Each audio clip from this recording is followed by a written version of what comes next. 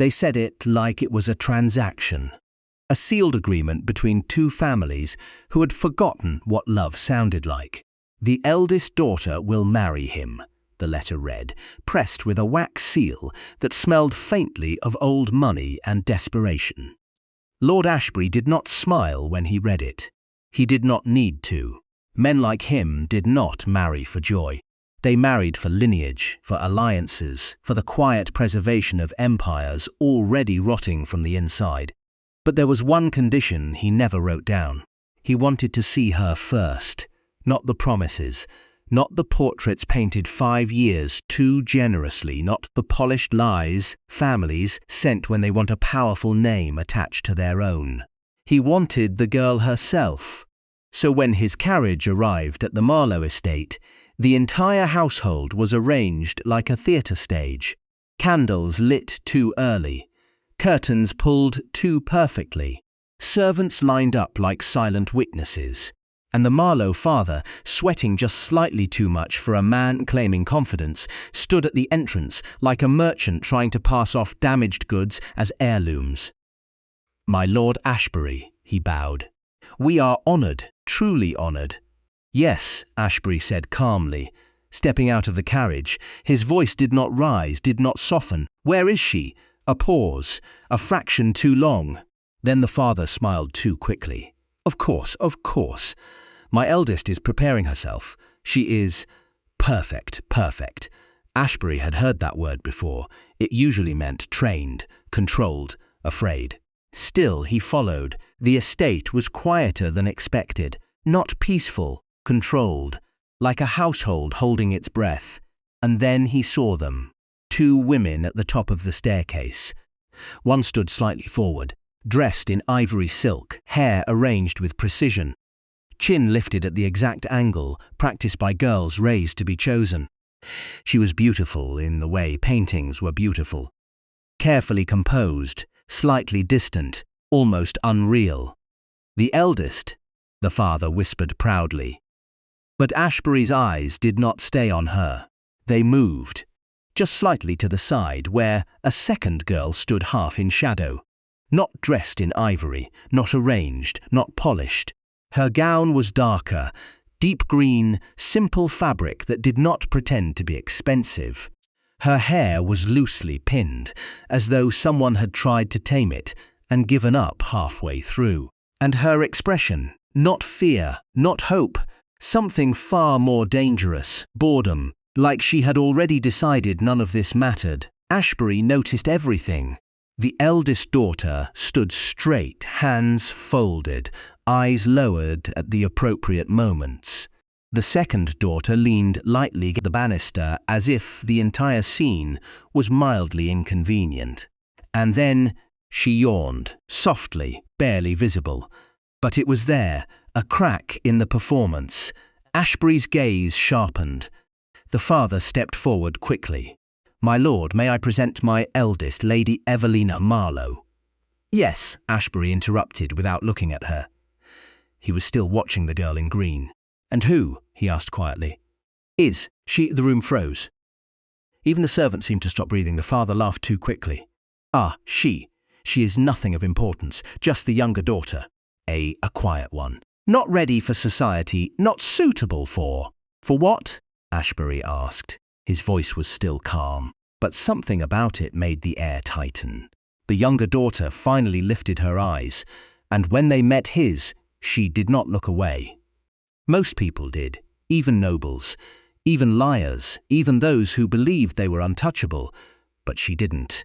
Instead, she tilted her head slightly, as if studying him the same way he was studying her. Then she spoke. Without permission, without fear. "That depends," she said softly, "on what you were expecting to buy." A pause so sharp it felt like glass breaking. The eldest daughter inhaled sharply. "You insolent." "Enough," the father snapped too quickly. But Ashbury raised a hand. Silence returned immediately. His eyes remained on the younger daughter. "You think this is a purchase?" he asked her. "I think everything here is," she replied. A faint silence stretched. Then, unexpectedly, Ashbury smiled. Not warmly, not kindly, The kind of smile men wore when they found something interesting in a room full of useless things. "I was promised the eldest daughter," he said slowly. The father stepped forward again, panic creeping into his voice. "Yes, yes, of course, my lord, that is her." But Ashbury lifted a finger slightly. The father stopped mid-sentence. Ashbury took one step forward, then another, until he was no longer looking at the arranged, perfect eldest daughter at all. His attention was fully locked on the one they had tried to hide. "But I think," he continued, voice lowering just enough to feel like a secret, "you brought the wrong woman to the top of the stairs." The eldest daughter's face tightened. The younger daughter's expression barely changed. Only her fingers, resting on the banister, shifted slightly. A small tell, interest, or warning. "I didn't bring her," the father said quickly. "She insisted on coming up. She has always been difficult." "Difficult," Ashbury repeated. "Yes," the father rushed on. "Unmanageable, not suited for marriage. No refinement, no discipline. She reads too much, speaks too freely. And yet," Ashbury cut in, "she is the only one in this room, not pretending to be something she is not." The room went still again. The younger daughter blinked once, slowly, like that statement had landed somewhere it wasn't supposed to. The eldest daughter stepped forward, her voice carefully controlled. "My lord, if I may, he is correct. I am the one you were promised. I have been trained for this role. I understand duty, etiquette, lineage." "I have no interest in etiquette," Ashbury said. "A beat. I have enough people who know how to bow." The eldest daughter's composure cracked, just slightly. The younger daughter exhaled quietly, almost amused. Ashbury turned his head slightly toward the father. "Tell me," he said, "why you tried to hide her." "I did not." "You did," Ashbury said simply. No anger, just certainty. The father hesitated, and that hesitation said everything. Ashbury turned back toward the younger daughter. "You," he said, "come here." The command was not loud. It did not need to be. The room reacted anyway. Gasps, whispered protests. A servant nearly dropped a tray. The eldest daughter stepped forward immediately. "My lord, this is improper. She is not the one." "I wasn't speaking to you," Ashbury said. That silence afterward was different, heavier. The younger daughter did not move at first. She studied him, not like a frightened girl, not like a hopeful one, like someone deciding whether a locked door was worth opening. Then, slowly, she stepped forward. One step, then another, until she stood at the center of everything she was never meant to be part of. Up close, Ashbury noticed details no portrait would ever show. A faint scar near her wrist, ink stains on her fingertips, eyes that didn't soften even under pressure. "You do not look surprised," he said quietly. "Should I be?" she replied. "No one speaks to me like that." She tilted her head again. "Then perhaps no one has ever bothered to be honest with you." A pause. Then Ashbury let out a quiet breath, almost like amusement. "I think," he said slowly, "they sent me the wrong daughter." The father stepped forward again, voice breaking slightly now. "My lord, please, she is unsuitable. She is not what we agreed. She is not." "Not what you wanted," Ashbury corrected. Then he looked at the younger daughter again. "And yet here she is." He extended his hand. Not to the eldest, not to the arrangement. To her. A silence stretched so long, it felt like the house itself was waiting for her answer. The younger daughter stared at his hand, then at his face. Then she said something that no one in that room expected. "If I take your hand," she asked softly, "do I become yours, or do you become a problem you cannot control?" The eldest daughter gasped. The father went pale. Even the servants froze harder. Ashbury did not move, but something shifted in his expression. Interest deepened. Danger met recognition. "I suppose," he said quietly, "we will find out together." And just as her fingers began to lift toward his, a voice from the hallway interrupted. Cold. urgent. Lord Ashbury, there is something you were not told about her. Everyone turned. Footsteps approached, slow, deliberate, and the younger daughter's hand stopped mid-air. Her expression changed for the first time. Not fear, not surprise, something far more unsettling, recognition. As if whatever was walking into that room had already met her before, and knew exactly what she had done. The hallway fell into a silence so complete it felt unnatural, like even the estate itself had learned to listen. The footsteps grew louder, measured, unhurried. Not a servant's pace, not a guest's either. The kind of walk that belonged to someone who had never once needed permission to enter a room. And then he appeared. A man in a dark navy coat, trimmed with silver thread, gloves still on his hands despite being indoors. His posture was too precise to be casual, too relaxed to be formal. The kind of man who lived in the streets between law and consequence. His eyes moved across the room once, then stopped on her. Only her, the younger daughter. A flicker crossed his face. Not surprise, not confusion. Confirmation. There she is, he said softly. The words landed like a verdict. The father stepped forward immediately, panic breaking through whatever fragile dignity he had left. Inspector Vale, this is not necessary. We are in the middle of an engagement discussion with Lord Ashbury. I'm aware, Vale replied without looking at him. Ashbury's gaze sharpened slightly. Inspector. So not a noble. Not a rival house, something worse, depending on what secrets were buried here. The younger daughter finally lowered her hand, slowly, deliberately, like she had just decided the game had changed rules without warning. I wondered when you'd come, she said quietly. That single sentence changed the room again.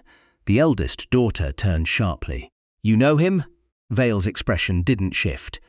Unfortunately, Ashbury's eyes moved between them now, noticing the thread tightening under the surface.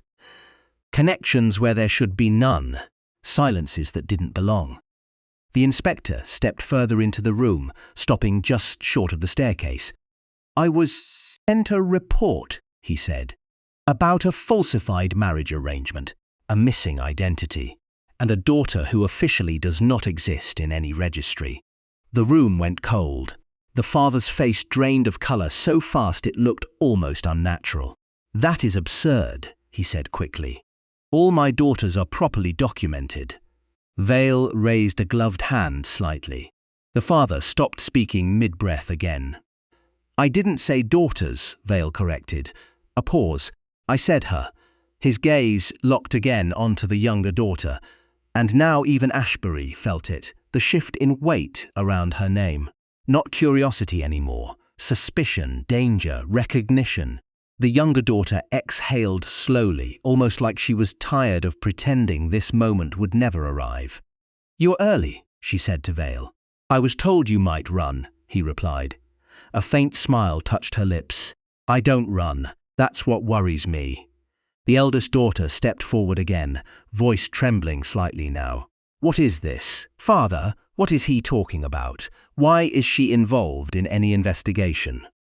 The father did not answer. He couldn't. His silence was answer enough. Ashbury finally spoke, voice calm, but lower now. Inspector, you interrupted an engagement ceremony. Vale finally looked at him properly. And you, Vale said, are standing in a house that has been negotiating a bride who was never officially offered. A beat. Ashbury's expression hardened slightly. Explain. Vale turned his head slightly, still watching the younger daughter. She is not the eldest daughter, he said. A pause. She is not even supposed to be known publicly. The eldest daughter stiffened. That is a lie. It isn't. Vale cut in. Then, quieter. She was removed from records 12 years ago. The room stopped breathing again. Even the candles seemed to flicker softer. Ashbury's eyes slowly returned to her, now with something new inside them. Not interest anymore, calculation. You were hidden, he said quietly. The younger daughter didn't deny it. I was erased, she corrected. Vale nodded once, as if confirming something unpleasant. After the incident, a word that meant everything and nothing at the same time, Ashbury stepped slightly closer, not threatening, not gentle, focused. "What incident?" he asked. The younger daughter's eyes lifted to his again, and this time there was no boredom left in them, only something sharp underneath. "I killed a man," she said calmly. The eldest daughter gasped again. The father made a broken sound behind her, but Ashbury didn't react immediately. He just stared at her, as if weighing whether she had just confessed or confessed incorrectly. Vale added quietly, "A nobleman, at a state gathering, officially ruled an accident, unofficially buried by the crown." Silence. Then Ashbury spoke again, softer now. "And you were hidden because of that?" "No," Vale said, a pause. "She was hidden because he wasn't the first." The air in the room seemed to collapse inward. Ashbury finally turned his head slightly toward the father, slowly. "Tell me," he said, voice dangerously calm, "which daughter was I actually promised?" The father opened his mouth, closed it, then opened it again, but no words came. Because there were no safe ones left, the younger daughter stepped forward again. Just, slightly, reclaiming the center of the room. "You were promised the name," she said softly. "Not a person, not a face, a name." Ashbury looked at her now like he was seeing something entirely different than what had arrived at his estate. "And what is your name?" he asked. A pause. Vale answered before she could. "She doesn't have one," he said. A beat. "Not anymore." The room tightened again. Ashbury exhaled slowly through his nose, like a man recalibrating a plan that had already begun moving without him. Then he did something no one expected. He stepped past the formal line of distance, past propriety, past the rules of introduction, and stopped directly in front of her, close enough now that only she could hear his next words. "If you don't have a name," he said quietly, "then you are not bound to anyone's arrangement." A pause, "And that means I am not late." Her eyes narrowed slightly. "And what does that mean?" she asked. Ashbury's gaze didn't leave hers. "It means," he said softly, "I can choose you." A flicker of something passed between them. Not romance, not trust. Something more dangerous. Recognition of mutual unpredictability. Behind them, Vale's voice cut in again, sharper this time. "You are making a mistake." Ashbury didn't turn. "I've made worse. That girl is under Crown observation," Vale said. "And I am under no one's control," Ashbury replied. A silence stretched. Then the younger daughter tilted her head slightly again. "That's not entirely true," she said quietly. Vale's expression changed instantly. Ashbury noticed. "What did she mean?" he asked. Vale stepped forward one pace, his voice lowered. "She means," he said, "she already chose someone else once." A pause, and it ended in blood. The room went still again, but this time the silence felt different, like something was about to move, something that had been waiting for years. The younger daughter finally looked away from Ashbury, not to the inspector, not to her family, but toward the far end of the hall, where a door stood slightly open, as if someone on the other side had been listening the entire time. And then, from the darkness beyond the door, a slow clap echoed, once, then twice, and a familiar voice spoke from the shadows. "Well," it said calmly, "I see you've finally met her properly." The younger daughter's expression changed again, this time completely, because whoever was in that doorway was not supposed to be alive. The room didn't just go silent. It collapsed into silence. Even the air felt heavier, as if it had recognized the voice before anyone else did. The door remained half open, a sliver of darkness framing whoever stood beyond it. Then he stepped forward, slowly, deliberately. A man in a charcoal coat, older than Ashbury by a few years, but carrying himself like someone who had never once lost a negotiation that mattered. His face was composed, almost elegant, but there was something wrong in the stillness of it, like a painting that had been left too long in the sun and started to change. Ashbury didn't move, but his eyes sharpened. Inspector Vale, beside him, went rigid. The younger daughter did something no one expected. She smiled, small, controlled, almost affectionate. "Well," she said softly, "you survived longer than I expected." The man in the doorway tilted his head slightly. "As did you," he replied. That was enough to break the illusion for everyone else.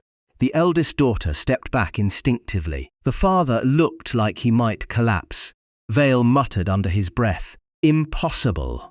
Ashbury finally spoke, voice low. "You're not in any registry either." The man smiled faintly. "No," he said. "I stopped belonging to records a long time ago." A pause. Then he stepped fully into the room. And the moment he did, the temperature seemed to shift. Not metaphorically, physically. Like the house itself remembered him. Vale's hand moved slightly toward his coat, but stopped halfway, a trained instinct hesitating. The newcomer noticed. "I wouldn't do that, Inspector," he said lightly. Vale's jaw tightened. "You're supposed to be dead." "I was," the man replied simply. The younger daughter's gaze never left him. "You always say that like it's an achievement," she said. "It is," he replied. Silence again. Ashbury studied him carefully now, not fear, not shock. Assessment. "You know her," Ashbury said. The man nodded once. "Better than you do." A flicker of tension passed through Ashbury's expression. "That's not difficult," he said coldly. The man almost smiled. "Oh," he said, "but it is." The younger daughter finally stepped away from the banister. Fully now. No hesitation. No performance, just presence. "You're late," she said to him. "I was watching," he replied. "From where?" Vale snapped suddenly. The man turned his eyes slightly toward the inspector. "From everywhere you failed to look." That answer was not helpful, which made it worse. Ashbury took one step forward now. Not aggressive, but no longer passive. "You entered my estate uninvited," he said. The man nodded. "Yes, and interrupted my engagement. Yes, and now you stand here speaking as if you belong in this room." The man's gaze shifted back to him. "I don't belong anywhere," he said calmly. "That's what makes me useful." A pause. Then, softly, "And dangerous." The father made a broken sound again. "This is madness. I will not have my house turned into." "Be quiet," Vale said sharply. The father stopped instantly. The younger daughter's eyes flicked briefly toward him, almost amused, almost sad. Then she looked back at the man in the doorway. "You shouldn't have come," she said. "I didn't come for you," he replied. That landed differently. Even Ashbury felt it, a shift, a redirection. The younger daughter's expression tightened slightly. "Then why?" The man finally looked at Ashbury properly and smiled. "I came," he said, "because he is about to make a decision he doesn't understand." Ashbury didn't respond immediately. Instead, he asked quietly, "And what decision is that?" The man lifted a hand slightly, gesturing between Ashbury and the younger daughter. "This one." A pause. Then he added, "You think you're choosing her?" Ashbury's eyes narrowed. "And I'm not." The man shook his head slowly. "No," he said. "She's choosing what happens to you." The room went still again, but differently now. Not fear, not confusion, something closer to anticipation. Even Vale looked unsettled. Ashbury turned slightly toward the younger daughter, or for the first time, something like uncertainty brushed his expression. "You said earlier you would decide if I become a problem," he reminded her. She met his gaze without hesitation. "Yes," she said, a pause, and her eyes flickered, just once, toward the man in the doorway, then back to Ashbury. "And I haven't decided yet." That answer should have been simple. It wasn't, because it implied she could decide, and that meant none of this had been random. Not the hidden daughter. Not the erased records. Not the interrupted engagement. Ashbury exhaled slowly. "So this entire arrangement," he said quietly, "was baked." The father flinched. Vale's eyes widened slightly. The man in the doorway gave a small, approving nod. "Good," he said. "You're catching on faster than the last one." Ashbury's gaze hardened. "Last one," the younger daughter answered instead. "There were others," she said calmly. Silence, a beat, then another. Ashbury looked at her again. "Others like me?" he asked. "No," she said. A pause. "Others who thought they were choosing me." The meaning of that sentence settled slowly, uncomfortably. Vale broke the silence first. "What exactly are you involved in?" The man in the doorway answered. "Survival." That single word hung there, then expanded like it had weight. Ashbury's voice dropped. "Explain." The man stepped forward again, just one pace. "You've been told you were promised a bride," he said. "Yes, you weren't." A pause. "You were being tested." The room reacted instantly. The eldest daughter went pale. The father looked like he might finally collapse. Vale's expression hardened. "By whom?" The man looked at the younger daughter and smiled faintly. "She already knows." Ashbury turned slowly toward her again. This time the question wasn't polite, it was direct. "Who are you?" For the first time since this began, the younger daughter didn't answer immediately. She looked between all three men, then said quietly, "I am what remains when every version of me that was supposed to exist fails." A pause, then softer. "And you are the first one who didn't walk away when he saw it." Silence. Heavy. Absolute. The man in the doorway finally spoke again, almost gently now. "Which is why," he said, "you should stop standing so close to her." Ashbury didn't move. "And why is that?" he asked. The younger daughter answered before anyone else could, because this time her voice had changed, not softer, not louder, just final. "Because," she said, "if I choose you," a pause, "you won't be able to leave." And in that exact moment, the candles in the room flickered once, all at the same time, as if something unseen had just agreed with her. The flicker of the candles did not fade back into normal light. They lingered, a trembling hesitation in the room, as if the house itself had stopped trusting what it was seeing. Ashbury noticed it first, not because he was afraid, because he was precise, and precision always noticed when reality stopped behaving properly. The younger daughter's expression didn't change, but something in her posture did, a subtle tightening, like a lock clicking shut somewhere no one could see. The man in the doorway exhaled slowly. "Too late," he murmured. Vale stepped forward sharply. "What does that mean?" The man didn't answer him. He was still watching her. "Only her. As soon as you spoke it," he said quietly. "It began." Ashbury's gaze sharpened. "Begun what?" The younger daughter finally looked away from Ashbury, not toward Vale, not toward the father, but toward the ceiling, like she was listening to something no one else could hear. Her voice came softer now. "Not begun," she corrected. A pause. Silence.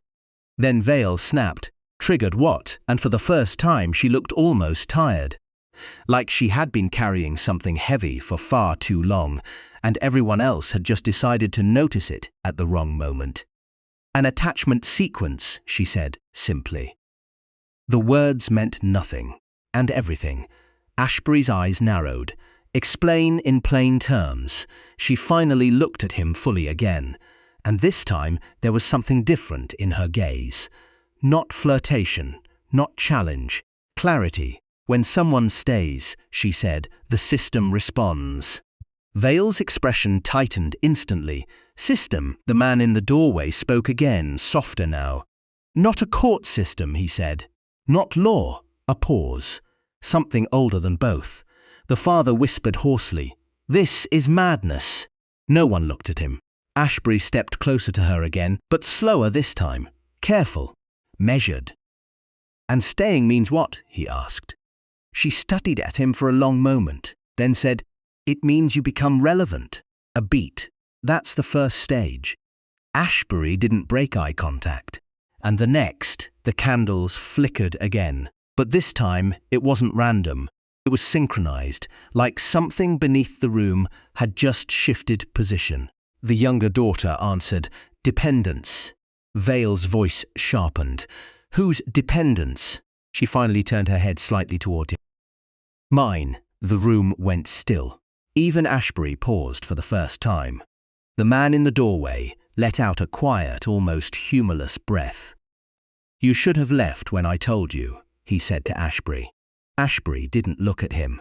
"I don't take orders from strangers.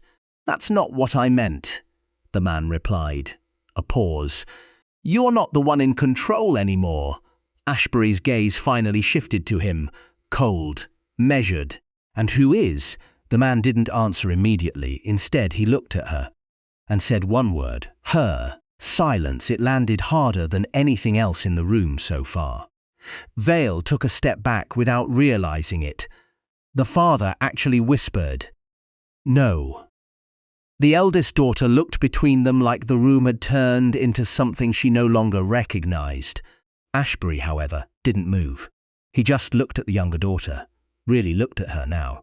Not as an arranged bride, not as a hidden daughter, not even as a mystery, but as a mechanism, a center point, a cause. "You're telling me," Ashbury said slowly, "that staying near you makes me dependent on you."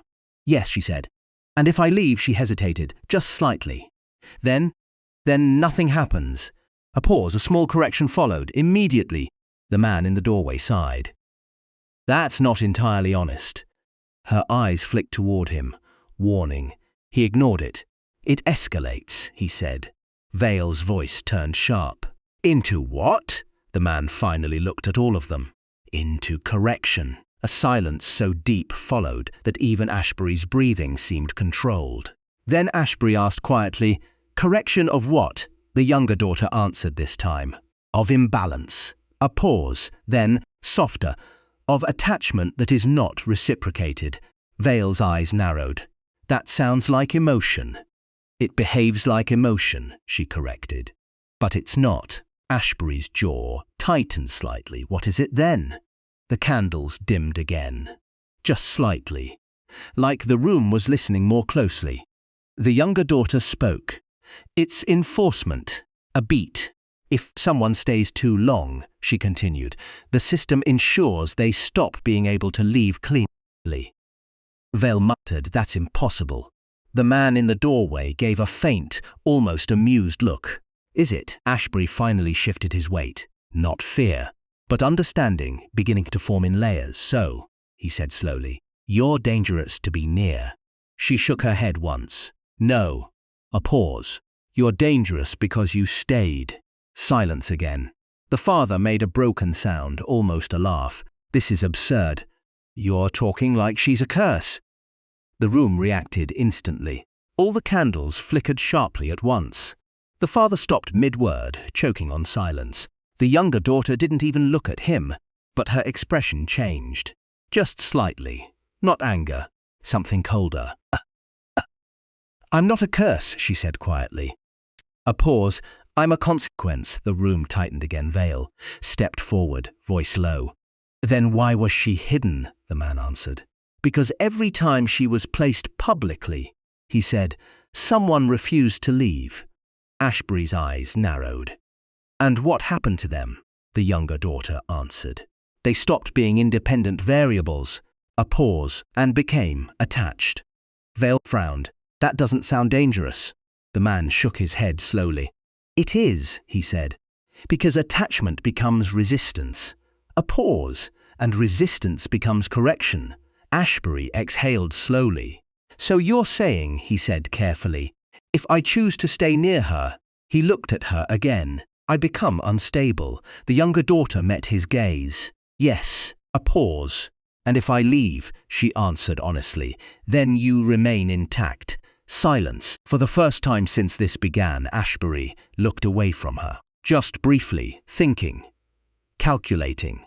Then he said something that made even Vale pause. "And if I choose neither?"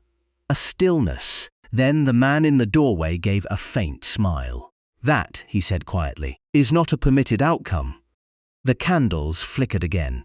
But this time, they didn't return to normal. They went out, one by one, until the entire room was suspended in darkness. And in that darkness, the younger daughter spoke one last time, softly, calmly, almost like she was apologizing. "I told you," she said. "You already made your choice," a pause, "and now the system is deciding what you become." Silence swallowed the room. Then, somewhere in the darkness, a sound. Not footsteps, not voices. Something quieter. Like the house itself had started locking its doors from the inside. In the darkness, silence stopped being empty. It started feeling occupied. Like something had taken the space between breaths and decided to live there. Ashbury didn't move. He didn't speak either. Men like him learned early that panic was just noise pretending to be strategy. But even strategy had limits when the room itself stopped obeying light. A faint click echoed somewhere in the estate. Then another. Then several more. Not random. Not distant. Surrounding. Vale's voice cut through the dark, controlled but sharper now. "Everyone stay where you are. Do not move toward any exits." The father let out a strained whisper. "What is happening to my house?" No one answered him, because no one in the room liked the answer forming in their minds. The younger daughter spoke again, her voice steady even in the dark. "It's ceiling," she said. Ashbury turned slightly toward her voice. "Ceiling what?" "Us," she replied. A pause. "And everything that leaves without permission." Vale snapped. "That's not how buildings work." A faint, almost tired sound came from the man in the doorway. "It is when they're designed that way." That sentence changed the air. Ashbury narrowed his eyes. "Designed by who?" No answer, not immediately. Then the younger daughter said softly, "By people who were afraid of repetition." Silence. Then Ashbury took a slow step forward. He stopped close enough that his voice would reach her clearly. "You said earlier," he said, "that I already made my choice." "Yes, and I didn't choose anything." A pause. Her voice softened slightly. "You chose to stay. That landed differently now. Not emotional, structural." Vale's voice turned sharp. "This is absurd. Staying in a room is not a binding decision." The man in the doorway replied calmly. "For normal people, no, a beat."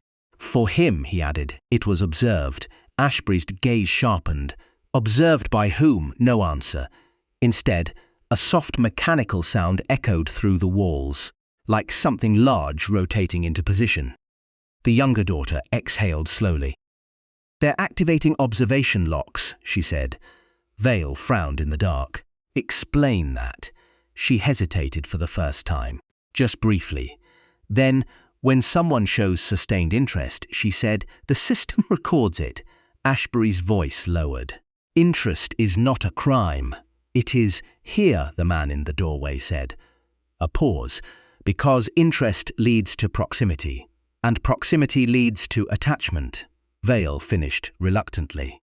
The younger daughter nodded once in the dark. "And attachment leads to escalation." Ashbury didn't respond immediately. Then he asked quietly, "And what stage are we at now?" The candles were still out, but something else began to glow faintly. Not firelight, more like pressure, a soft illumination in the air itself. The younger daughter answered, "Recognition." A pause. "The system has recognized you as stable enough to hold me." Vale cursed under his breath. "Hold her." The man in the doorway finally moved closer, his footsteps slow on the floorboards. "Yes," he said. A pause. "It assigns containment compatibility." Ashbury's tone sharpened. "I am not a container." "No," the man agreed. "You're a candidate." That word hit the room like a physical impact. Even Ashbury paused. The younger daughter's voice softened slightly. "This is why I was hidden," she said. A beat. "Because once someone qualifies," she hesitated, "they don't stop being evaluated until something breaks." Vale's voice turned tense. "And what breaks?" The man answered simply. "People." Silence again. Then Ashbury spoke quietly. "So if I leave now—" A pause. "Do I reset it?" The younger daughter didn't answer immediately. That hesitation was answer enough. "No," she said finally. A beat. "Leaving just delays the final assessment." Vale exhaled sharply. "Final assessment?" The man in the doorway gave a faint nod. "The system resolves uncertainty," he said. A pause, one way or another. The faint glow in the room intensified slightly. Now shapes were becoming visible again. Not fully, just outlines. Ashbury's face, her silhouette, Vale's rigid stance, the father shaking slightly near the stairs, and the man in the doorway like a fixed point the room refused to erase. Ashbury finally turned fully toward the younger daughter. His voice was quieter now, controlled. "I want the truth," he said. A pause. "All of it." She studied him for a long moment, then said, "There is no marriage arrangement." Silence. "There never was," she continued. The father made a broken sound behind them. Vale's eyes widened slightly. Ashbury didn't react outwardly, but something in his expression tightened. She continued, "There is only evaluation." A pause. "And you walking into that room voluntarily made you part of it." Ashbury exhaled slowly. "So the entire family," he said quietly, "was bait." The man in the doorway answered. Ashbury's gaze flicked toward him. "And you?" A faint smile. "I monitor outcomes." Vale's voice sharpened. "You're not Crown authority." "No," the man said. "I'm correction oversight." The word correction echoed again, but now it felt heavier, more structured. Ashbury turned back to her. "And you," he said quietly. "You are the variable." The younger daughter didn't deny it. "Yes." A pause. "And the reason none of this is stable." The glow in the room pulsed once. Like agreement, Ashbury studied her again, longer this time. Then he said something that made the room tighten even further. "If I am a candidate." A pause. "What happens if I refuse to participate?" Silence. The younger daughter's voice softened. "That's not how candidates behave." Ashbury's eyes narrowed slightly. "Try me." For the first time, something shifted in her expression, not emotion. Recognition of resistance. "The system doesn't force participation," she said. A pause. "It removes alternatives. That sounds like force." Vale frowned. The man in the doorway corrected him. "It sounds like inevitability." The glow intensified again. Now it felt like the room itself was leaning inward. Ashbury's gaze remained steady. "And what does inevitability look like?" he asked. The younger daughter looked at him for a long moment, then answered, "Attachment without exit." A pause. "Or exit without self." Silence. Then she added quietly, "You already crossed the first threshold." Ashbury didn't look away. "And the second?" She hesitated again, just slightly, then said, "You're about to decide what kind of ending you are." The glow in the room sharpened, condensing, focusing, like something unseen was preparing to conclude a long equation. Vale whispered, "This is getting worse." The man in the doorway replied softly. "No," he said, "it's getting final." Ashbury's gaze remained locked on her, and then, quietly, he said, "Then show me the rule I'm breaking." A pause. The younger daughter looked at him, and for the first time since this began, she didn't answer immediately. Because somewhere beyond the walls, something had just started moving closer, slow, deliberate, responding. The sound came first as a vibration, not footsteps, not wind, something deeper, like the estate itself had started breathing in reverse. The walls, once steady and dignified, now carried a subtle tremor, as if every brick had become aware of its own placement in something larger. The younger daughter closed her eyes for a brief moment. When she opened them again, her voice had changed. Not louder, not softer, just precise. "They're here," she said. Vale stiffened. "Who is they?" She didn't answer immediately, because the answer wasn't simple anymore. The glow in the room tightened into a thin, pale shimmer along the edges of reality, door frames, corners, the outline of furniture, like the world was being traced for revision. The man in the doorway stepped back slightly. For the first time since he entered, he looked less confident. Correction layer, he said quietly. Ashbury's gaze shifted sharply. Explain. The younger daughter spoke instead. Not people, she said, a pause. Enforcement, patterns. Vale's expression hardened. That's not a thing. The man gave a faint, humorless smile. It is when reality stops being self-governing. The vibration grew stronger. Now it felt like footsteps, but not localized, surrounding, above, below, inside the structure itself. The father finally broke. I don't understand any of this. This is my estate, my home. The younger daughter turned her head slightly toward him, and for the first time there was something like pity in her voice. No, she said softly. It was always just a sight. That word landed wrong. Ashbury noticed immediately. Sight of what? He asked. She hesitated, then answered, containment, a beat, and testing. The glow in the room intensified again, and this time the outlines sharpened so clearly that even Vale could see it. Thin geometric lines forming faint grids across surfaces. Like the house had been overlaid with an invisible structure. Ashbury looked around slowly. So this entire estate, he said quietly, is inside something built on top of it. The man in the doorway nodded once. Yes. Vale's voice tightened. By who? No one answered immediately. Because the answer wasn't comfortable. The younger daughter finally said, by the same thing that evaluates people. Silence. Then Ashbury asked, voice controlled, and what is that thing? She looked at him for a long moment, then said, it doesn't have a name. A pause. Because naming it would imply it can be understood. The vibration increased again. Now the room itself seemed to be aligning. Furniture shifting by fractions of an inch. Shadows correcting themselves. The edges of reality tightening like a closing lens. Vale stepped slightly closer to Ashbury. We need to leave. Ashbury didn't look at him. You heard her.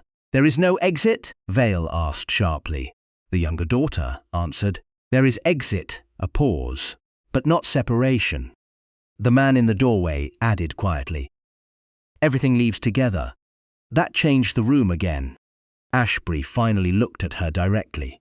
And if I refuse to stay, he asked, what happens to you? The glow pulsed once, stronger.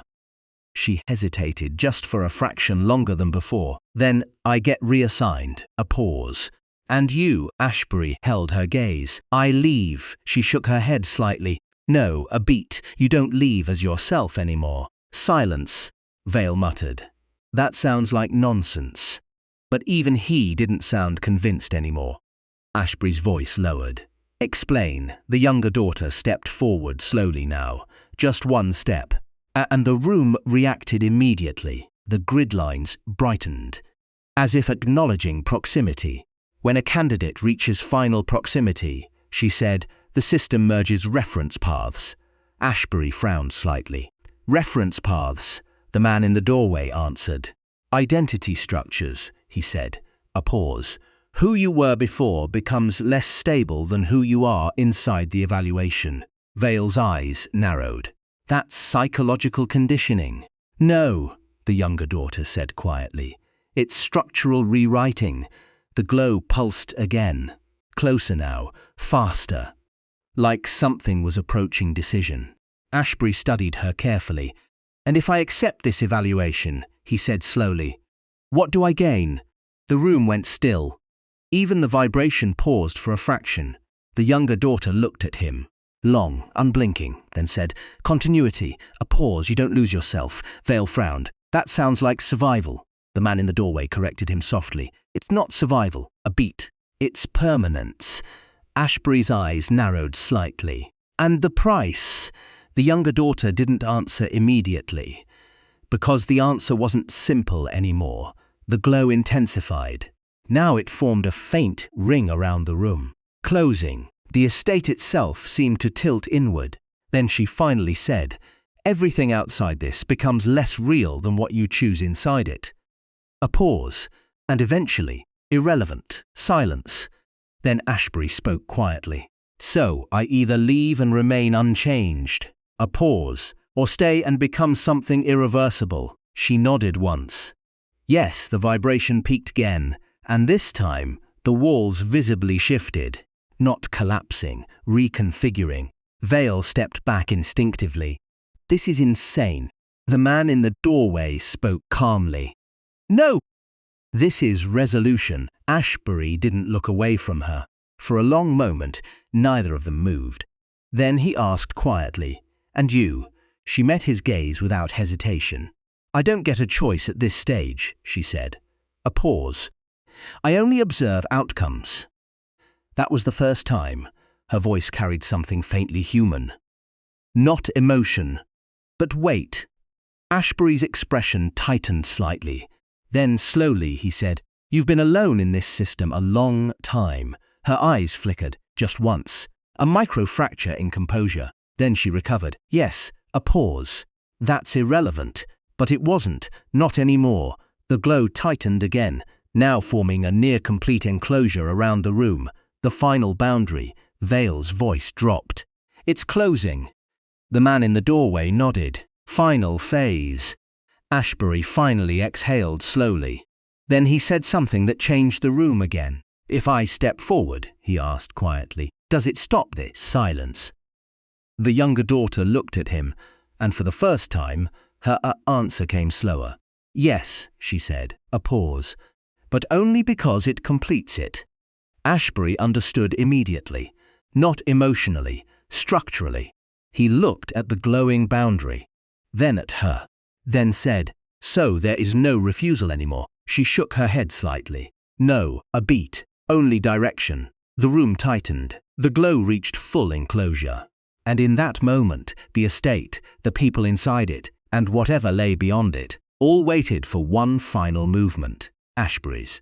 The silence inside the glowing enclosure was no longer empty. It was weighted, as if every possible outcome had been pressed flat and laid across the room like glass. Ashbury stood perfectly still, not because he was frozen, because he was choosing at the level where movement becomes consequence, not action. Vel watched him with tight impatience. "Whatever you think this is, it's not worth it. We leave, now." The man in the doorway gave a quiet, almost tired laugh. "You still think there's a now outside this?" Vale turned on him sharply. "And you think staying is better?" The man's eyes shifted briefly to the younger daughter. "No," he said, "better stopped existing a long time ago." The younger daughter didn't react, but her fingers tightened slightly at her side. A small detail. Ashbury noticed. Of course he did. He turned his head slightly toward her. "You said earlier I would stop being myself if I stayed." "Yes," she said. "And you still want me to step forward?" A pause. "Yes." The glow tightened again, reacting to the exchange. Ashbury exhaled slowly.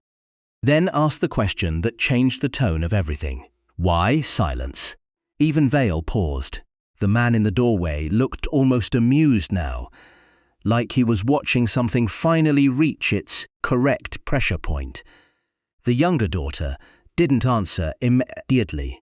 When she did, her voice was lower, less clinical. "Because," she said, "you didn't flinch." Ashbury blinked once. That was not the answer anyone expected. Vale frowned. "That's not a reason," the man corrected softly. "It is here." The glow shifted again. Subtle but noticeable, the boundary tightened, responding to emotional deviation. Ashbury kept his eyes on her. "You've seen others flinch," he said quietly. "Yes, and what happened to them?" A pause. "They were redirected," she said. Vale muttered. "That sounds like euphemism for death." The man shook his head slightly. "Worse." Ashbury's gaze sharpened. "Worse than death?" The younger daughter answered without hesitation. "They were made consistent." That word hung. Vale didn't understand it, but Ashbury did, slowly, carefully. "You mean?" Simplified, he said. "Yes." The glow pulsed once, approval, the system reacting to comprehension. Ashbury turned his head slightly, looking at the enclosure again. "So this thing," he said quietly, "doesn't like uncertainty." "No," she said. "It removes it." A pause. "And I am the greatest uncertainty it has ever contained." The man in the doorway exhaled softly. Finally, Vale snapped.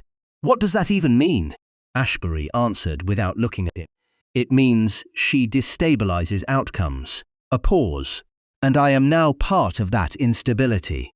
The younger daughter studied him long, then said, You're not just part of it, a beat. You're adjacent to closure. The glow tightened again, as if reacting to a keyword. Ashbury's expression shifted slightly. So this ends, he said slowly. When I move, yes. Vale's voice rose slightly. Move where? The younger daughter lifted her gaze toward the center of the glowing enclosure. Toward resolution, she said. The man in the doorway added quietly, toward acceptance of role assignment. Vale scoffed. That's insane. But his voice had lost conviction, because the room itself was no longer behaving like reality was optional. Ashbury finally took a slow step forward, not toward the exit, not toward Vale, toward her. The glow responded instantly, brightening, tightening, the enclosure reacting like a living system recognizing completion. Vale took a half step back, but Ashbury didn't stop. Another step, closer now. The younger daughter didn't move away. That was important. The man in the doorway watched carefully now, no longer amused. Ashbury stopped just within arm's reach of her and said quietly, If I step into this with you, a pause, what do I become? The glow stabilized. For the first time, it stopped tightening. It listened. The younger daughter looked at him. And something in her expression, softened by a fraction no one else would have noticed if they weren't already watching closely. Aligned, she said. A pause. That's what it calls it. Vale whispered. Aligned with what? No one answered him. Because the answer was now denied between them. Ashbury held her gaze. And you, he asked. A pause. If I become aligned, what do you become? That question changed everything. The glow flickered. Not stable anymore. Uncertain. The system reacting to an unpredicted direction. For the first time, the man in the doorway straightened slightly. The younger daughter hesitated. Longer this time. Then, quietly, I become observable. Silence. Vale frowned. You already are observable. She shook her head once. No, she said. Right now I'm the observer. A pause, if you align with me. Her voice softened. I stop being the only fixed point. That sentence carried weight no one fully liked. Ashbury understood it immediately. The system didn't fear her. It relied on her. He exhaled slowly. So this isn't about choosing you, he said quietly. A pause. It's about becoming part of what holds you. She didn't deny it. That was answer enough. The glow began to pulse again, irregular now, unstable. Vale stepped back another step. This is spiraling out of control. The man in the doorway finally spoke, voice lower than before. No, he said. This is the moment it chooses whether it continues or collapses. Ashbury didn't look away from her. And if it collapses, he asked. The younger daughter's answer came softly. Then I stop existing as a fixed function. A pause, and you stop existing as a candidate. Vale exhaled sharply. That sounds preferable. The man shook his head. It means neither of you existed in any meaningful way to begin with. Silence. The glow intensified one last time. A final decision forming. Ashbury's gaze remained steady. Then he said quietly, Step back. She blinked slightly. What? Step back, he repeated. A pause. Let me see what happens when I choose without proximity. For the first time, something like caution appeared in her eyes, because that was not in the system's expected outcomes. But she obeyed. One step back. The glow immediately shifted, not closing, not stabilizing, recalculating. The room held its breath. Vale whispered, What did you just do? Ashbury didn't answer him, because he was watching her. And for the first time, the system was no longer reacting to her presence alone. It was reacting to his distance. The man in the doorway's expression tightened. Interesting, he murmured. The glow flickered violently once. Then, It stopped enclosing them, and instead began expanding outward, beyond the room, beyond the estate, like something had just realized the evaluation was no longer contained. Ashbury spoke quietly. "I think," he said, "I just changed the rules." The younger daughter looked at him, and for the first time since this began, she didn't look like the center of the system. She looked like someone standing next to a man who had just taught it a new behavior. And somewhere in the shifting glow, something else began to respond. Something that had not been present before. Something that sounded, faintly, like interest becoming awareness. The expansion didn't feel like movement. It felt like redefinition. The glowing enclosure that had once held the room was no longer a boundary. It had become a radius stretching outward through walls, floors, foundations, as if the estate itself had stopped being a structure and started being a reference point. Vale took another step back instinctively. "This is spreading." The man in the doorway didn't correct him this time. That silence said more than agreement. Ashbury's eyes stayed fixed on the younger daughter, not because she was the source anymore, because she was no longer the only variable that mattered. Her expression had shifted too, subtle but unmistakable. She was no longer just observing, she was tracking. "You feel it too," she said quietly. Ashbury nodded once. "Yes," Vale snapped. "Feel what?" No one answered immediately, because the answer wasn't language yet. It was structure. A faint vibration passed through the floor again, but softer now. Less like sealing, more like scanning. The man in the doorway exhaled slowly. "It's no longer evaluating proximity," he said. A pause. "It's evaluating relationship formation." Vale frowned. "That's not a real concept." "It is now," the man replied. The younger daughter took a slow breath, and for the first time she looked unsettled, not afraid, but recalibrating. "This has never happened before," she said softly. Ashbury's voice lowered. "Because I stepped back." "Yes." A pause. "And because it didn't reject you," she added. That detail mattered. The glow now spread through the estate like a living diagram, pulsed again, not aggressive, curious. Ashbury tilted his head slightly. "So it expected me to stay close, yes, and when I didn't," her gaze tightened slightly. "It stopped treating you as a fixed candidate," Vale muttered. "That sounds like a good thing." The younger daughter shook her head once. "No," she said. "It means you're no longer classified." Silence. Then the man in the doorway spoke quietly. "That's worse." Vale turned sharply. "How is not being classified worse?" The man looked at him for a long moment. "Because classification is protection," he said. A pause. "When you're outside it, you're interpreted." That word landed strangely. Ashbury understood immediately. "You're saying," he said slowly, "the system no longer knows what I am." "Yes," the younger daughter replied. A pause.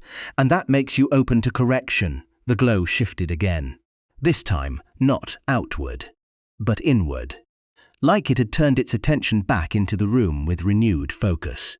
Vale's voice dropped. "Correction from what?" The man didn't answer immediately. Because something had changed again. The vibration was back, but deeper now, structured, rhythmic, like something larger had taken notice of the anomaly.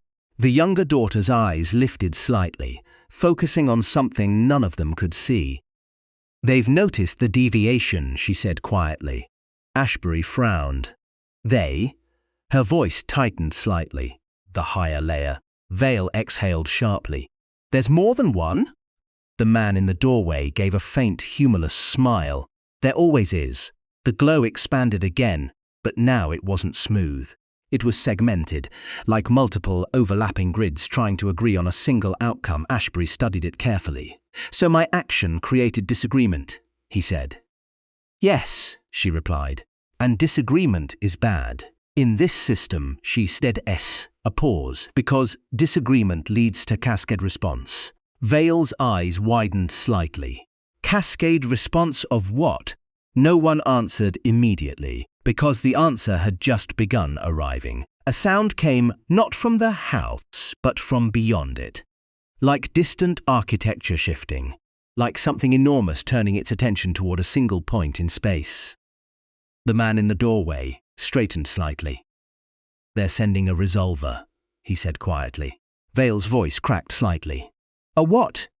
The younger daughter closed her eyes briefly. When she opened them again, her voice was steadier. "A correction agent." Ashbury looked at her. "What does it correct?" She hesitated, then said, "Anomalous persistence." Silence. Vale whispered, "And that's us?" The man in the doorway shook his head once. "No," he said. His eyes moved to Ashbury. "That's him." The glow tightened sharply. Like confirmation, Ashbury didn't move. Instead, he asked quietly, "And if it arrives?" The younger daughter answered without emotion. "It resolves you, a pause, or integrates you." Vale frowned. "That sounds like the same thing." "It depends," she said, "on whether you can be rewritten." Silence. The vibration grew stronger now, closer.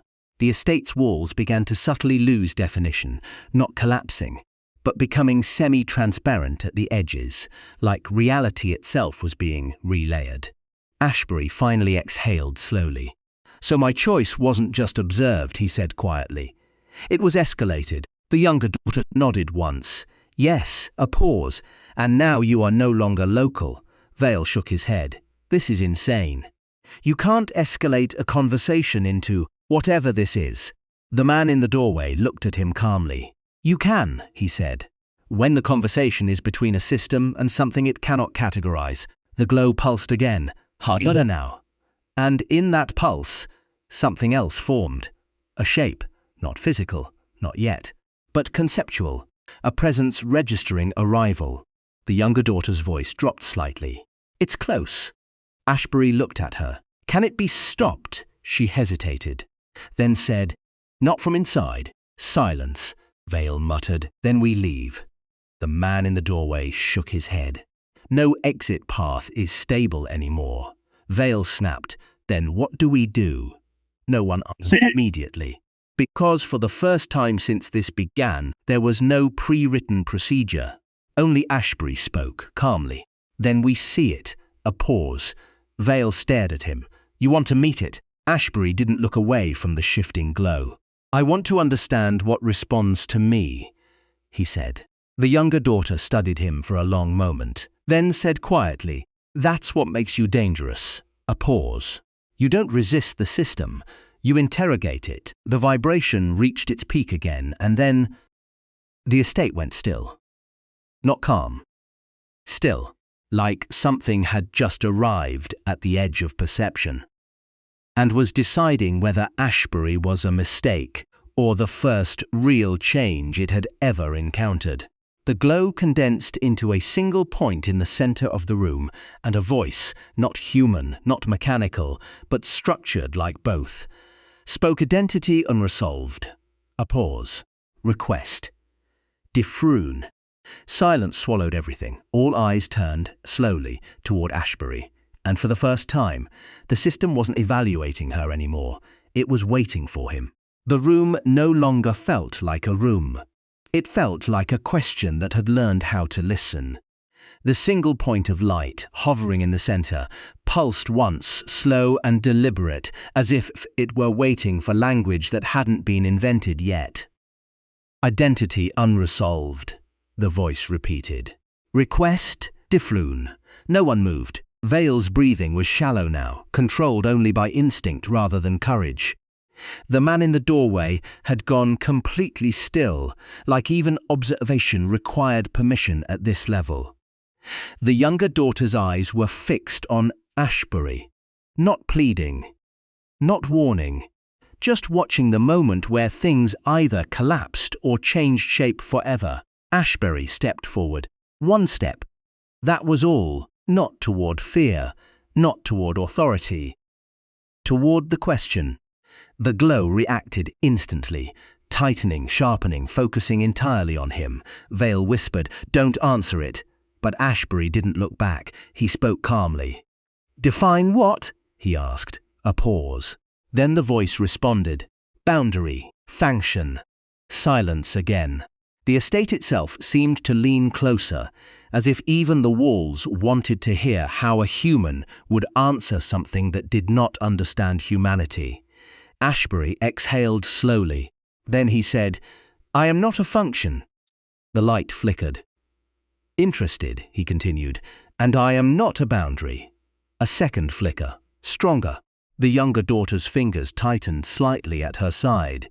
Ashbury's voice remained steady. I am a decision that does not terminate when observed.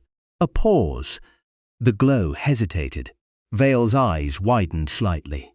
What is he doing? The man in the doorway murmured almost to himself. He's refusing classification again. Ashbury took another step closer.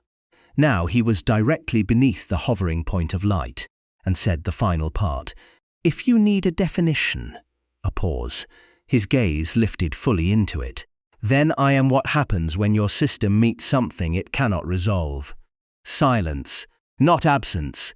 Anticipation. The glow stopped flickering. It stabilized, for the first time since it appeared, and then the voice returned. But it was different now. Less absolute. Definitioned, partially. A pause, reclassification requeel. The younger daughter's breath caught slightly. Vale whispered, That's not supposed to happen. The man in the doorway stepped back half a pace. The system continued, then shifting from candidates. The light expanded gently now, no longer enclosing, no longer attacking, just adjusting to anchor probability. Silence hit the room like a physical force. Ashbury blinked once. The younger daughter whispered, almost inaudible. No. Vale frowned. What does that mean? The man in the doorway answered quietly. It means he's no longer being evaluated. A pause. It means the system is starting to evaluate around him. The glow slowly restructured itself. Not around her, not around the estate, but around Ashbury's presence. Like reality was now using him as a reference point. The younger daughter took a slow step back. For the first time since this began, she looked uncertain. Not of him, but of the system's reaction to him. Ashbury turned his head slightly toward her. You said I would become unstable, he said quietly. She nodded faintly. Yes, a pause. And now, her voice was softer. Now you are, where instability begins to form meaning. The system pulsed once more. And then, poke again, anchor probability confirmed. A pause. Contingent model ope spew smelled. The light dimmed, not disappearing, but settling, like a star that had stopped collapsing and started orbiting something new. The estate walls regained their solidity. The vibration faded. Even the oppressive sense of pressure eased. Vale slowly straightened, disoriented. It's stopping? The man in the doorway shook his head slightly. No, he said. It's adapting. The younger daughter looked at Ashbury for a long moment, then said quietly, You didn't escape it. A pause, you changed what it follows. Ashbury didn't look surprised, only thoughtful. And you? He asked her. A faint, uncertain breath left her lips. I don't know my classification anymore. That was the first time she said something like uncertainty out loud. The system's voice returned once more, quieter now. Secondary stepped, reevaluated. The light shifted slightly toward her, not as a target, but as recognition. Ashbury looked between them, her, the system, the collapsing certainty of everyone else in the room. Then said calmly, Good. A pause. Now we're all undefined. Silence followed. But it was no longer the same silence from before. It wasn't fear. It wasn't containment. It was possibility. The man in the doorway gave a small, almost resigned exhale. Well, he said quietly, this is going to get complicated. Vale muttered. It already is. The younger daughter looked at Ashbury one last time. And for the first time since he entered her world, she didn't feel like the center of it. She felt like someone standing by a man who had rewritten what center even meant. and somewhere deep in the system, something that had never before adapted to a human decision began to learn his name, not as identity, but as reference, as anchor, as beginning. And the estate, now quiet again, held its breath, not because it was over, but because it had just learned it could be changed.